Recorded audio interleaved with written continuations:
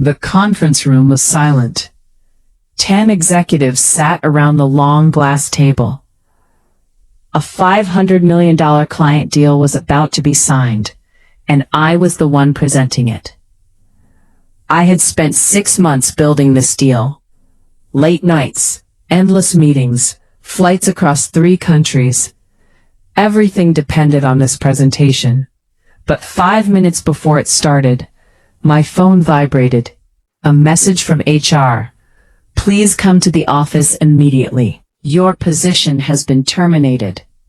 I thought it was a mistake, until I saw the CEO walk into the room and completely ignore me. That was the moment I realized something. They weren't just firing me, they were stealing my deal. But they forgot one important thing. The client trusted me, not them. And in the next 24 hours, their biggest deal would walk out of the building with me. 6 months earlier, our company was struggling, revenue was falling, investors were nervous.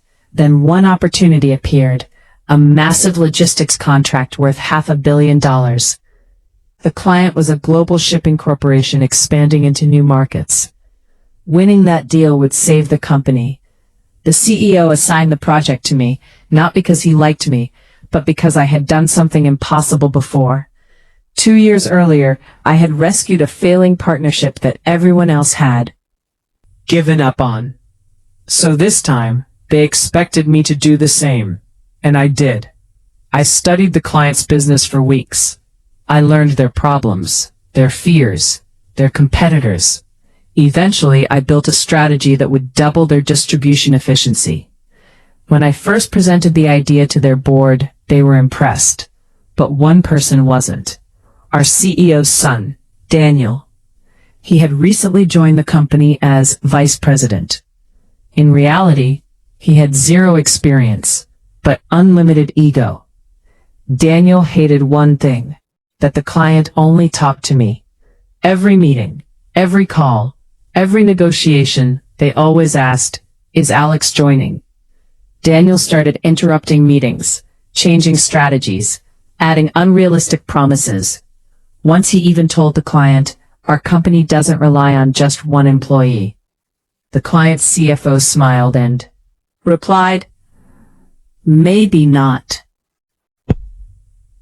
But we rely on him." That moment destroyed Daniel's ego. And from that day, he wanted me gone.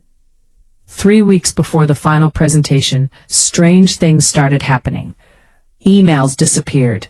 Meeting schedules changed without telling me. Documents were edited overnight. Then I heard a rumor. Daniel was telling executives that he closed the deal, not me. At first, I ignored it, because the client knew the truth. Or at least, I thought they did. The final presentation was scheduled for Monday morning. Investors were flying in. Lawyers prepared the contract.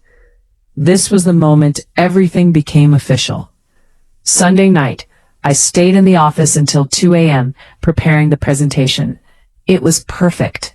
Every number, every projection, every risk analysis. If this deal succeeded, the company would grow 3 times bigger. But Monday morning felt strange. When I entered the office, people avoided eye contact. My access card stopped working on one floor. Then the HR message arrived. Your employment has been terminated, effective immediately. No explanation, no meeting, no warning. Just like that, fired. 5 minutes before the biggest presentation of my career. I walked toward the conference room anyway. Inside, Daniel was standing near the screen, holding my presentation slides. The CEO noticed me and frowned. You shouldn't be here anymore. Daniel smirked. Security will escort you out. I looked around the room. Executives avoided my eyes. Everyone knew what was happening. They were stealing the deal. Then Daniel said something that made me smile. I'll finish the presentation you started. That's when I realized something important. He didn't understand the deal at all. Because the real deal wasn't in the slides. The real deal was in the relationship. And that relationship belonged to me. The turning point. As security escorted me outside, my phone rang. It was the client's CEO. Alex, we're ready for the presentation. Are you coming? I paused. Then I told him the truth. I was just fired. Silence. Then he asked one question. Who will present the strategy? I looked back at the building. Through the glass wall, I could see Daniel talking confidently. I answered calmly. Daniel will try. The client CEO laughed. Then this meeting will be very short. Inside the conference room, Daniel started presenting. At first everything looked fine. He read the slides confidently. But within minutes, the questions started. Technical questions, operational details, risk management scenarios, questions Daniel couldn't answer, because he never built the strategy. He didn't even understand half of it. Finally, the client's CFO asked, "Where is Alex?" Daniel hesitated. "He no longer works here." The room went silent. The client CEO slowly closed his laptop. Then he said something that changed everything. "Then this deal no longer works." An hour later, my phone rang again. The client CEO. "Are you free for lunch?" We met at a quiet restaurant. He didn't waste time. "We're still interested in your strategy." I frowned. "But I don't have a company anymore." He smiled. "You do now." Then he slid a folder across the table. Inside was a proposal. They wanted to fund my own consulting firm and move the entire $500 million project there. I stared at the document. "You're serious?" He nodded. "We don't follow companies. We follow people. We follow talent."